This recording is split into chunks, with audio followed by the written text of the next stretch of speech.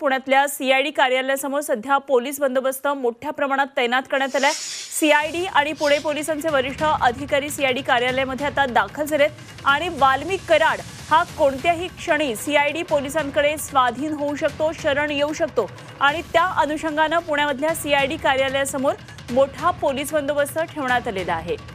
काय नेमकी या ठिकाणी सगळी परिस्थिती आहे, वातावरण नेमकं कसं आहे याचा आढावा घेतलाय आमचे प्रतिनिधी निलेश खरमरे यांनी।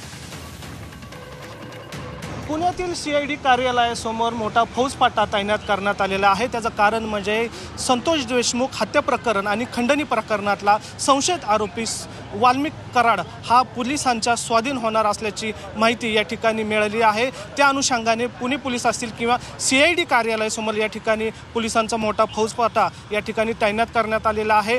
सूत्रांनी दिलेल्या माहितीनुसार वाल्मिक कराड हा पुणे पोलिसांच्या सीआयडी विभागामध्ये आज स्वाधीन होणार असल्याची माहिती या ठिकाणी मिळत आहे। त्या अनुषंगाने या पुण्यातील सीआयडी कार्यालयासमोर पोलीस बंदोबस्त आहे तो वाढवण्यात आलेला आहे। तुम्ही या ठिकाणी पाहू शकता वरिष्ठ अधिकारी जे आहेत सीआयडीचे ते या ठिकाणी दाखल झालेले आहे। तर पुणे शहर आणि पुणे ग्रामीण पोलिसांचा फौजफाटा आहे तो सीआयडी कार्यालयासमोर या ठिकाणी तैनात करण्यात आलेला आहे। एकूण जर पाहिलं तर वाल्मिक कराड हा कुठल्याही क्षणी सीआयडी पोलिसांच्या स्वाधीन होणार असल्याची माहिती या ठिकाणी मिळत आहे। त्या अनुषंगाने कुठलाही अनुचित प्रकार घडू नये त्यासाठी या ठिकाणी फौजफाटा आहे तो तैनात करण्यात आलेला आहे। एकूण जर पाहिलं तर वाल्मिक कराड आहे तो सीआयडी ऑफिसमध्ये कोणत्याही क्षणी शरण येणार असल्याची या ठिकाणी माहिती आहे।